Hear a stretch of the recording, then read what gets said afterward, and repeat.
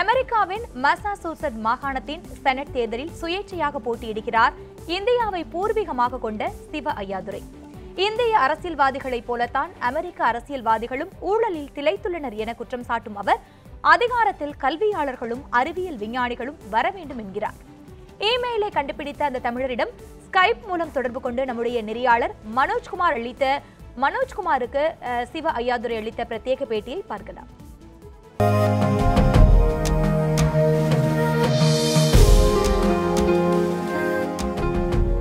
News7 Tamil நேயர்களுக்கு வணக்கம். இணைய விஞ்ஞானியாக இருந்து இன்றைக்கு அமெரிக்க அரசியல் களத்தில் குதித்திருக்கக்கூடிய சிவா ஐயாதுரை நம்மிடையே இணைந்திருக்கிறார். பல்வேறு கேள்விகளை முன்வைக்கலாம். Mr. Shiva Ayyadurai, on behalf of News7 Tamil, I congratulate for your competition. My first question is, what is your propaganda and what is your priority? Whom comes under your constituency? The people. Yeah, first of all, thank you for having me on the show. I've been on your show before. I'm going to speak in English because this show will have not only an Indian audience, but it will also have a U.S. audience. I'm running for United States Senate in Massachusetts. This is the first time I believe an Indian American has run. For that matter, a Tamil American. We're getting lots and lots of people in the United States supporting our campaign. In fact, we have quite a bit of Tamilians who are supporting our campaign in it, so it's a real honor. The constituency we're speaking to is Massachusetts citizens. Massachusetts is a state on the eastern part of the United States. MIT, Harvard, some of the best universities are located here in Massachusetts. I went to school, as many of you know, at MIT starting in 1981. I've been in Massachusetts since 1981, almost 37 years right now.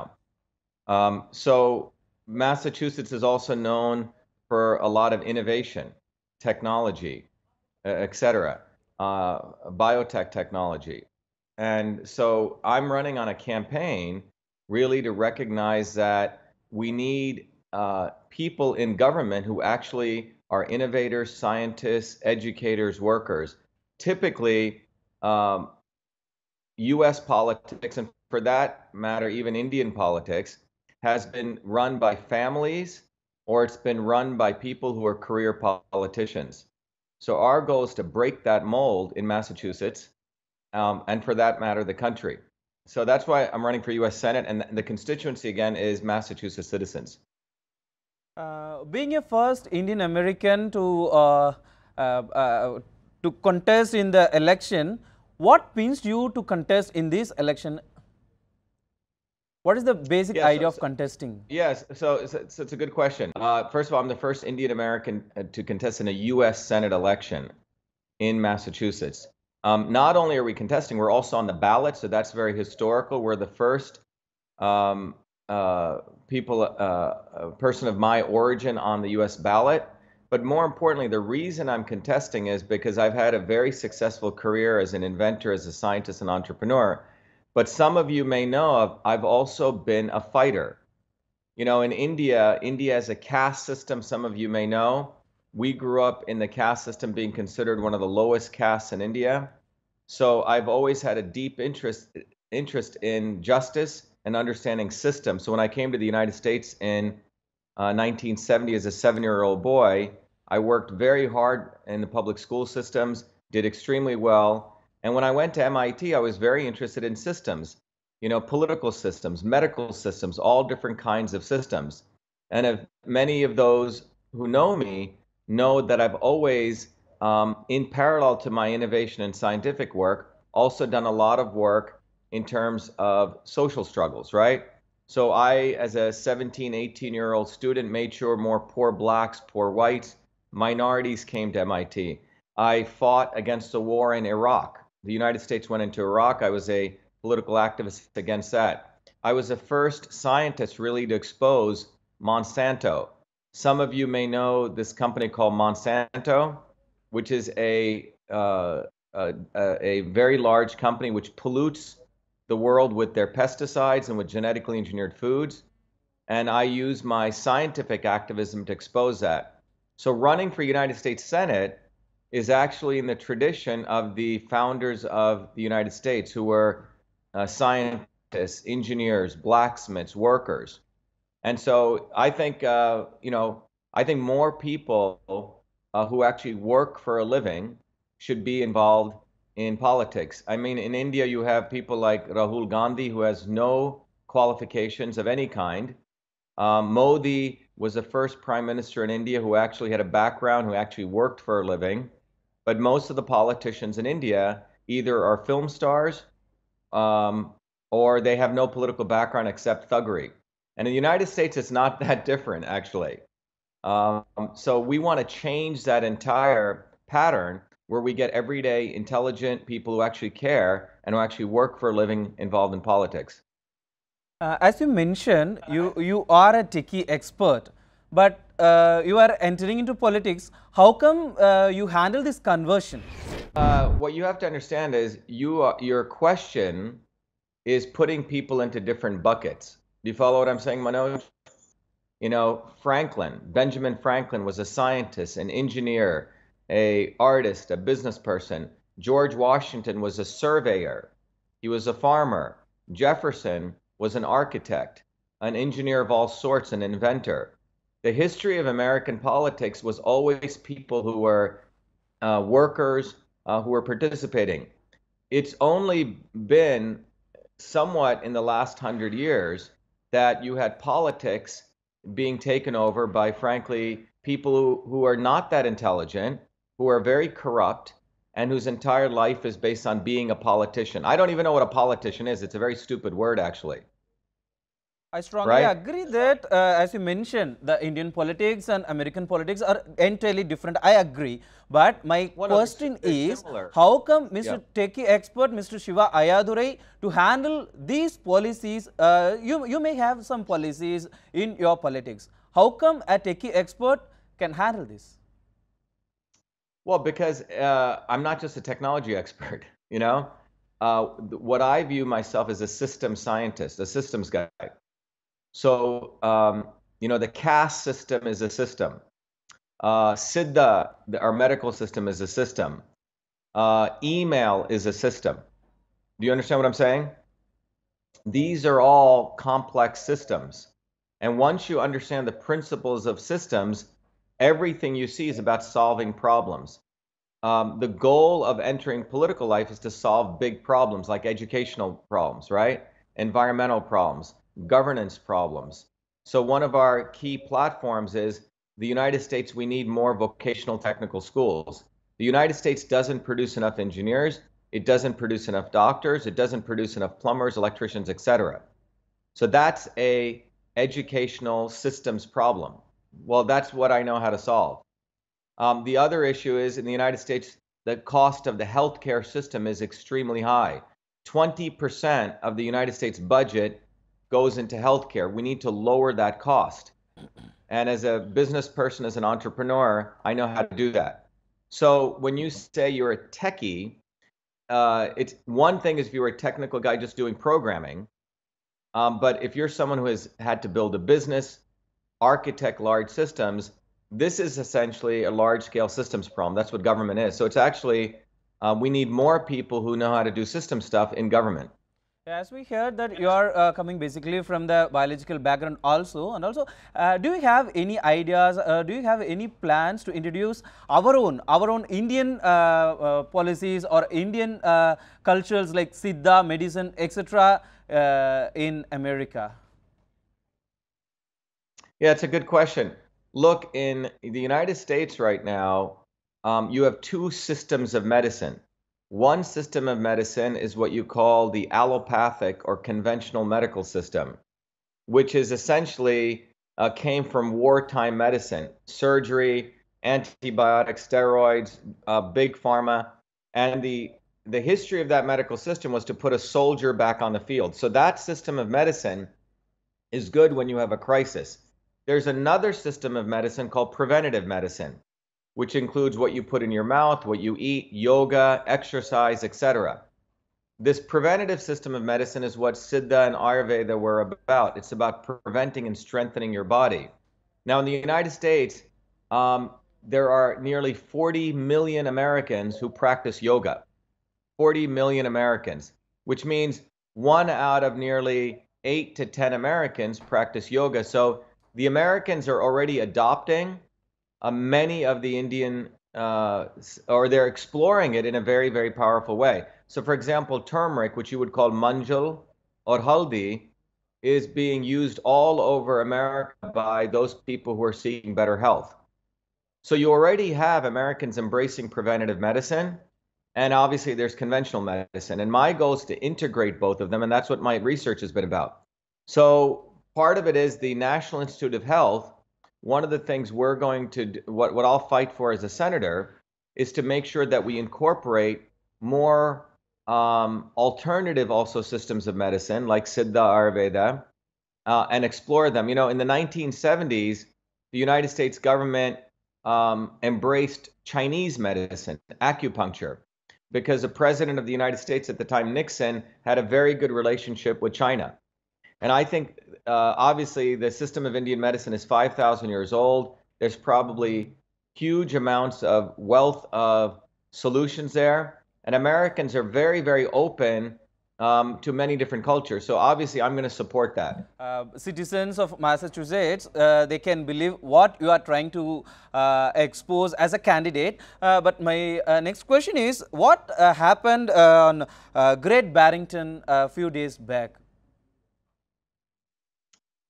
Yeah, it's a good question. See, in the United States, the discussion of racism has been very limited to a few set of white liberals coming out of Harvard. What do I mean by that? I mean a very few set of people, the intellectual elites, defined what racism is in the United States. And they've defined racism to mean don't use certain words and certain building names should be changed, okay? And to me, racism is not that. Racism is pitting one race against the other, black against white. Now in India, you have the same thing. You call it communalism. A politician can go easily into maybe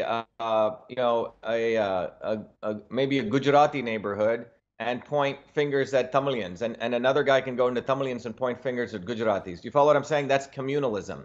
In the United States, you have a similar type of race war. The Democrats point the finger at poor whites, and the Republicans point the finger at poor blacks, and they create race war. Elizabeth Warren, the woman that I'm running against, lied saying that she was a Native American, which means a red Indian, and that's how she got into Harvard, when there's no proof, she has no evidence she is that. So she used race to get a job at Harvard. So that, in my view, is racism. So when we went to Great Barrington, Elizabeth Warren was doing a town hall. We were across the street, and we were pointing out what racism is. A guy across the street wearing a T-shirt which said liberal comes across the street and punches me in the face. Now, why did he do that? Because he didn't like a dark-skinned black Indian guy telling him that he's a racist and defining racism as I've defined it. You see, these white liberals, not all white people, I'm saying white liberals, which are part of the Democratic Party, think that they own the definition of racism. And obviously, before he hit me, he said, "You're not black," which means Indians are supposed to be quiet, be nonviolent, right? Not be aggressive and share their views. We're supposed to shake our heads, sit in the lotus position. Yeah, I can accept, Mr. Shiva, So but sorry for the interruption. My question is, can I ask you openly, are you taking this racism as a strategy to win in the election? Is that so? No. So you have to understand what racism is. Elizabeth Warren is a racist, okay? She used race.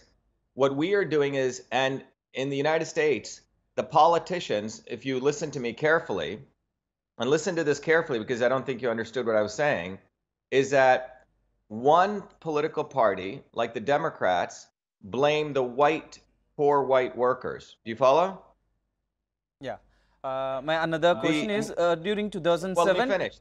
Let me finish. And the Republican Party, historically, the establishment blames poor blacks. So that's how they keep their voting blocks, okay? We want to bring people together and point that the real enemy is people who actually create the race war.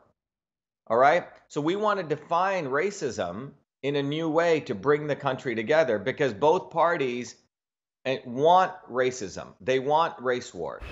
Earlier we have heard that you will be contesting on behalf of the Republican Party, but now you are contesting independently. Is there any reason behind it? Yep. Sure. You see, in Massachusetts, the Republican Party and the Democratic Party are one. Donald Trump, who won the election, you have to understand, was neither a Republican or a Democrat. He's actually an independent. He's Trump. He hijacked the Republican Party. He has enemies now in the Republican Party and the Democratic Party. In Massachusetts, if you know the history, is where the American Revolution took place. So this state in particular, there's complete collusion, which means both parties work together. It's basically, for example, DMK in Tamil Nadu, AIDMK, they may act like they're enemies, but basically in the back room, they're friends. Okay? Yeah, and that's no difference between Democrats and Republicans. So I gave the Republicans a chance. I was getting standing ovations wherever I went. The Republicans knew that I was actually going to go and defeat Elizabeth Warren. They don't want that. In Massachusetts, the Republican governor, who's equivalent to a chief minister in India, wants to remain governor. He's a Republican. And the senator is a Democrat, like, let's say one is AIDMK, the chief minister, and the other is DMK, which is the Lok Sabha member, Rajya Sabha member. So they have a collusion. You get to be chief minister, I get to be Rajya Sabha member. In this case, you get to be governor, I get to be senator. And I was disrupting that. Okay. So there's no reason. My final question is, what is your propaganda and priorities for the people of Minnesota? Massachusetts, not Minnesota, Massachusetts. Massachusetts. Okay. Yeah, so there are three priorities we're running on. Clean government, which means term limits, which means you should only go into government and serve for a limited term, 2 terms. Like a Senate term is 6 years, which means maximum 12 years, maximum. Many of these people go into politics because they're jobless, they don't have any skills, they don't have any talent, and it's a way for them to make money. No different than India, by the way. Okay, so we want term limits. Second is, in the United States, believe it or not, they don't have voter IDs. In this regard, India is much better. In India, you have to have a voter ID to vote, right? Yeah. In the United States, there are no voter identification. You simply walk in, you tell them which address you can vote. So there's a lot of voter fraud in the United States, so we want to stop that. So that's under clean government. Then the second area we have is what we call real health. Real health means we should introduce more practices such as Siddha, Ayurveda, practices where we recognize food is medicine. And the second piece is we need to lower the cost of healthcare. In the United States, if you go to a hospital, a 50-cent aspirin or 20-cent aspirin, they will charge you $2 for, okay? So the hospitals increase the cost of medicines to make it extremely expensive. Therefore, you're forced to get insurance. It's a complete crime and it's a scam. We want to bust that up. The third thing is what we call real jobs. In the United States, in Massachusetts, for every 17, and you should listen to this, for every 17 high-tech job openings, only one person is skilled. So in Massachusetts, which is regarded as a center of education, etc., they don't produce enough skilled labor. So we are proposing more vocational technical schools. Okay, you have conveyed. So those are our three things. You are able to say. It was conveyed. Jobs. It was conveyed. Thank you so much for your time. And we'll wait and see whether the Massachusetts will have an Indian Senate member or a Senate member from India. We'll wait and see. On behalf of News7 Tamil, we wish you all the best for your election. Thank you so much for your time. Thank you very much. Be well. By the way, go to shivaforsenate.com. Thank you so much. Okay, thank you.